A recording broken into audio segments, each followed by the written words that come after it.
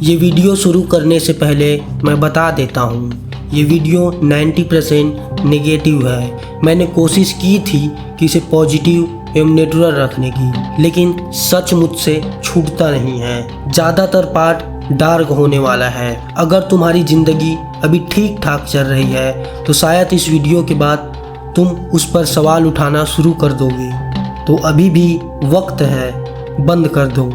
नहीं तो चलो ऐसे समुंदर में डुबकी लगाने के लिए जहाँ निकलना पॉसिबल ही नहीं है। एक सवाल है, तुम्हारी ज़िंदगी का मतलब क्या है? नहीं, आसान जवाब मत दो कि फैमिली के लिए जी रहा हूँ, ड्रीम पर्पस कर रहा हूँ, गॉड की इच्छा है। ये जवाब नहीं, ये एस्केप है।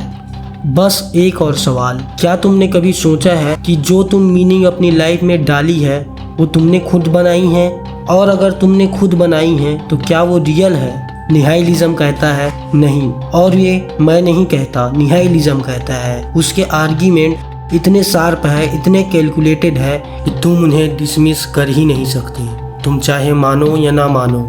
क्योंकि निहाइलिज्म को शुगर कट करना, उसे समझना नहीं, वो उसका इंसल्ट होगा। आगे आपकी मर्जी। शुरुआत करते हैं शुरू से। निहाइलिज्म एक वर्ड आया है लैटिन के निहिल से, मतलब है नथिंग, कुछ भी नहीं। और फिलोसॉफी का काम है तुम्हारी लाइफ के हर फंडामेंटल को, एस्पेक्ट को बड़ी बेरहमी से चैलेंज करना। निहाइलिस्ट जो लोग मानते हैं वो किसी भी चीज़ को नहीं मानते, न ज्ञान को, न कर्म को, न नियम को, न ही भगवान को, न ही पुनर्जन्म को, और यहाँ तक खुद को भी नहीं मानते।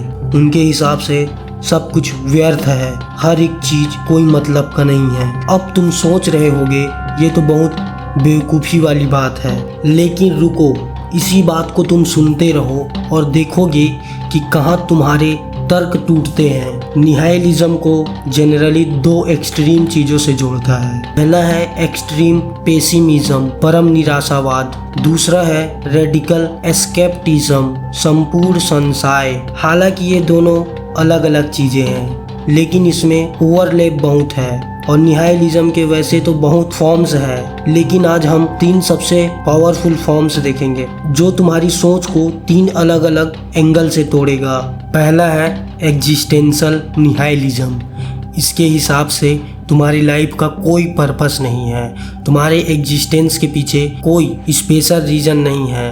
तुम अपनी लाइफ में मीनिंग डालते हो ताकि तुम्हें लगे कि तुम कुछ हो, लेकिन ये सच नहीं है। यूनिवर्स को तुम्हारी कोई परवाह नहीं है। डेविड ह्यूम ने कहा, the universe is entirely different to man's existence. A man as life has no more significance than that of an insect. 18वीं सदी के सबसे इन्फ्लुएंसर फिलोसोफर में से एक थे। उन्होंने कहा था, ब्रह्मांड के लिए एक इंसान और कीड़े की जिंदगी में कोई फर्क नहीं है, क्योंकि पूरा यूनिवर्स की तुलना में तुम्हारे एग्जिस्टेंस की कोई औकात ही नहीं है। जैसे कि अगर कोई कीड़ा मर जाता है तो दुनिया क्या रुक जाता है? नहीं, चलता रहता है। वैसे ही क्या तुम मर जाते हो तो दुनिया रुक जाता है? बिल्कुल नहीं। इसलिए चाहे तुम अपने आप को कितना भी बड़ा मान लो, चाहे तुम्हारे लाखों फॉलोअर्स हो जाए, चाहे तुम्हारा नाम हिस्ट्री में लिखा जाए, इस ब्रह्मांड के साइज के सामने वो शून्य है। तुम जानते हो कि ऑब्जर्वेबल यूनिवर्स कितना बड़ा है? 93 बिलियन लाइट ईयर। एक लाइट ईयर वो डिस्टेंस जो लाइट एक साल में कवर करती है। 9.43 ट्रिलियन किलोमीटर। अब उसे 93 बिलियन से मल्टीप्लाई करो, कोई नंबर नहीं आएगा जो ये एक्सप्रेस कर सके। कार्ल सागन ने कहा था, हमारी ये अर्थ एक प्लेनेट ब्लू डॉट है। अंधेरे के उस विशाल ओशियन में एक लोनली स्पीक है, और उस डॉट पे जो भी हुआ है, हर एम्पायर, हर वार, हर ग्रेट लीडर, हर साइंट, सब उस डॉट के सरफेस पर है। और निहाइलिज्म कहता है उस डॉट का उस यूनिवर्स के लिए कोई मतलब नहीं है। नीचे, जिन्हें मॉडर्न निहाइलिज्म का गॉडफादर कहा जाता है, उन्होंने कहा था, God is dead and we hell you kill him. What was holiest and most powerful of the that the world has yet honored has bled to death under our newer. नीचे ने God is dead का इसका मतलब है literally भगवान मर गया नहीं था, इसका मतलब था 2 आडिया मर गया, जिसके अराउंड हमने पूरे एग्जिस्टेंस की मीनिंग बिल्ड की थी, और जब वो आइडिया गया तो बचा क्या। और ऐसे भी इस यूनिवर्स को आइंस्टाइन ने कहा था कि एक्सपेंड हो रहा है, ये बढ़ता ही जा रहा है, ये कभी नहीं रुकता है। और हिंदू फिलोसॉफी में कहा जाता है कि दुनिया बढ़ ही रहा है, इसका कोई अंत या छोर नहीं है। जितना विकास होगा जीवन का उतना ही ये दुनिया बढ़ता चला जाएगा। और दूसरा है इपिस्टेमोलॉजिकल निहाइलिज्म। ये हमारे ज्ञान पर सवाल उठाता है। इसके हिसाब से असल में ज्ञान का कोई एग्जिस्टेंस ही नहीं है, और अगर है भी तो वो ह्यूमन कैपेसिटी से बाहर है। एग्जाम्पल के लिए समझो, ग्रेविटी की खोज डिस्कवर न्यूटन ने की थी 1687 में, और हाँ न्यूटन का कंट्रीब्यूट बेमिसाल था। उसके बिना फिजिक्स शायद सदियों पीछे होती। लेकिन क्या न्यूटन ने ग्रेविटी की खोज की? नहीं। ग्रेविटी तो तब भी था जब डायनासोर थे, जब पहला स्टार बना था, जब यूनिवर्स की शुरुआत हुई थी। न्यूटन ने सिर्फ उसे डिस्क्राइब किया। ये यूनिवर्स 13.8 बिलियन साल पुराना है। इसमें 2 ट्रिलियन से भी ज़्यादा गैलेक्सीज हैं, और हर गैलेक्सी में एवरेज 100 मिलियन स्टार है, और हम एक प्लेनेट पर कुछ हजार साल में इसे समझने की कोशिश कर रहे हैं, और इस कोशिश को हम ज्ञान कहते हैं। तो ये ज्ञान का ही अपमान होगा। फिलोसोफर पीरो ऑफ एलिस, इन्हें स्केप्टिज्म का फाउंडर माना जाता है। उन्होंने कहा था nothing can be not even this, कुछ भी नहीं जाना जा सकता, यहाँ तक कि ये फैक्ट भी नहीं, यानी ये स्टेटमेंट खुद भी फॉल्स हो सकती है। इस स्टेटमेंट इसे इपिस्टेमिक रेगलेस कहते हैं, एक ऐसा लोभ जिसे निकलने का कोई रास्ता ही नहीं है। अब रिलीजन की बात करते हैं। हिंदुइज्म सबसे एशियंट रिलीजन है, अप्रोक्सीमेटली 4300 ईयर पुराना है, और बाकी रिलीजन उससे भी नया है। अब सोचो वो स्पिरिचुअल बुक किसने लिखी होगी? वो स्पिरिचुअल भगवान जिसे हम जानते हैं, इंसानों ने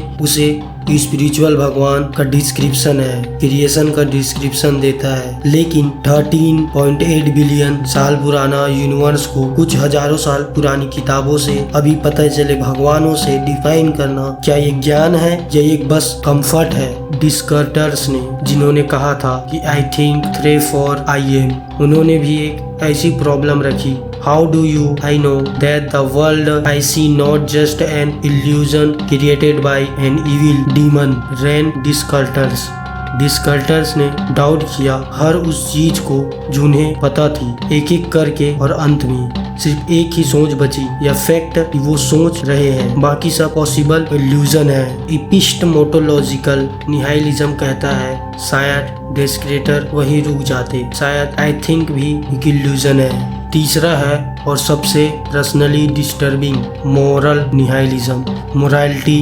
नैतिकता, एक कॉन्सेप्ट जिस पर पूरा समाज टिका है, हमारे लोग और हमारे रिश्ते, हमारी रिस्पेक्ट, सब कुछ। लेकिन क्या मोरालिटी असली है? 3 सिचुएशन रखते हैं। पहला सिचुएशन है ए और बी, 2 आदमी लड़ाई कर रहे हैं, झगड़ा हो रहे हैं। ए आदमी ने बी आदमी को गोली मार दिया, तो किसकी गलती हुई? नैतिकता के हिसाब से ए आदमी की, क्योंकि उसके पास गन था, उसने उसे गोली मार दिया। सेकंड सेम सिचुएशन रखते हैं, लेकिन इस बार बी एक सीरियल किलर है जिसने 12 लोगों को मार दिया है और ए को नहीं पता है। उसके बाद ए ने गोली मार दिया बी वाले को, तो नैतिकता के हिसाब से कौन गलत होगा? नैतिकता के हिसाब से ए सही है या गलत है?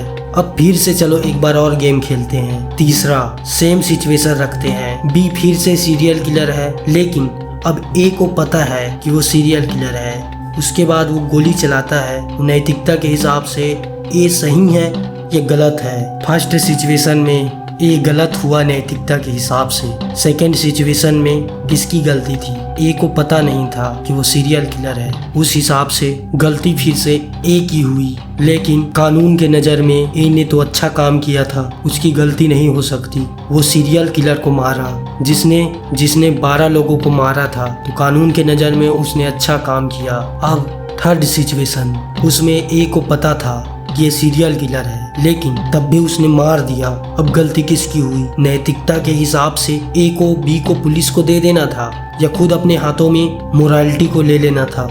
किसकी गलत हुई? कौन सही कौन गलत हुआ? देखा तुमने, सिर्फ एक फैक्टर चेंज हुआ और मोरालिटी का पूरा जजमेंट कंप्लीटली बदल गया। यानी मोरालिटी एब्सोल्यूट नहीं है, फिक्स नहीं है। मोरालिटी सिचुएशन सर्कमस्टेंस में है, मतलब परिस्थिति कॉन्टेक्स्ट पर डिपेंडेंट करती है। फ्रीडेट नीचे ने इसी को बियॉन्ड गॉड एंड डिविल में एड्रेस किया था। There are not moral phenomena at all, only a moral interpretation of phenomena. यानी कोई चीज इंटेंशनली गुड या बैड नहीं होती, हम उसे गुड या बैड इंटरप्रेट हमारा कल्चर, हमारी अपब्रिंगिंग, हमारा सेल्फ इंटरेस्ट यानी डिसीजन करते हैं। यानी हमारा सेल्फ इंटरेस्ट यही डिसाइड करते हैं कि क्या मोरल है। और यह सच है कि हर कल्चर की मोरालिटी अलग है। किसी समाज में जो सही है वो दूसरे समाज में पाप है। जो एक सेंचुरी में नॉर्मल है वो अगली सेंचुरी में क्राइम है। तो असली मोरालिटी कहाँ है? मॉरल निहाइलिज्म का आंसर है कहीं नहीं। मोरालिटी एक फैंसी टूल है जिसे हम अपनी मेंटलिटी को जस्टिफाई करते हैं और अपनी एक्शन को रिंग प्रूव करते हैं और दूसरे से सरप्राइज फील कराते हैं। असली नैतिकता का कोई एग्जिस्टेंस ही नहीं है, यह सिर्फ पावर का गेम है। मिचेल फ्लूकलॉट 20वीं सेंचुरी के मोस्ट इन्फ्लुएंसर फिलोसोफर में से एक थे। उनका काम यही था, what we call moral rulers are really are just technologies of power, tool of controlling population. थोड़ी सी ब्राइट करते हैं, रोशनी लाते हैं। निहाइलिज्म का एकमात्र पॉजिटिव साइड है ऑप्टिमिस्टिक निहाइलिज्म। अगर सब कुछ मीनिंगलेस है तो इसका मतलब है कि तुम्हारी गलतियां भी मीनिंगलेस है, तुम्हारा बेइज्जती भी, तुम्हारी फेलियर्स भी, तुम्हारा दर्द भी। तो किसी चीज की परवाह ही नहीं, किसी भी चीज की नहीं, कोई ऑब्लिगेशन ही नहीं, कोई कॉमिक प्रेशर ही नहीं, कोई डिवाइन जजमेंट नहीं। तुम जी रहे हो क्योंकि तुम जीना चाहते हो। तुम्हारी लाइफ है, तुम्हारी है, fully completely. We are the first generation of humans who know the full scale of the universe. The fact that we exist at all is amazing. एक यूट्यूबर ने कहा था जो सबसे अच्छा थॉटिकल चैनल है, उसका नाम है कुर्ज ग्रेट सागर।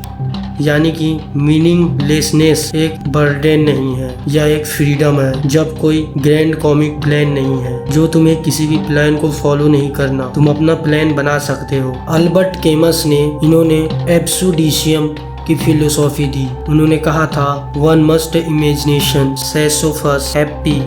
सैसेफस ग्रीक मैथोलॉजी में एक कैरेक्टर जिन्हें हमेशा के लिए एक बोल्डर को पहाड़ पर ऊपर ढकेलने की सजा मिली। एक बार बोल्डर नीचे आ जाता, हर बार वो फिर से शुरू करता। केमस कहते हैं, सैसेफस को खुश इमेजिनेशन करो क्योंकि उसने अपनी फैक्ट को एक्सेप्ट कर लिया था, उसने रिवोल्ट किया। और यही ऑप्टिमिस्टिक निहाइलिज्म है। तो क्या हुआ आखिर में? क्या निहाइलिज्म ने सब कुछ तोड़ दिया? हाँ, उसने तोड़ा, लेकिन उसने तोड़ने भी में एक मैसेज है। जो मीनिंग तुम्हारी लाइफ में है वो बोरलोवेट थी, किसी और की कल्चर, रिलीजन की, सोसाइटी की। निहाइलिज्म ने उसे तोड़ा ताकि तुम खुद से पूछ सको, अब मैं क्या बिल्ड करना चाहता हूँ। विक्टोर फ्रैंकल जो नाजी कॉन्सेंटेंस कैंपस में सरवाइव किए, उन्होंने निहाइलिज्म के अपोजिट पोल से काम किया। उन्होंने लोगोथेरेपी दी। उन्होंने कहा था, everything can be taken for a man but one thing the last of the human freedoms to choose one's attitude and any given set of डिसल्कलिज्म। यानी सब कुछ मीनिंगलेस हो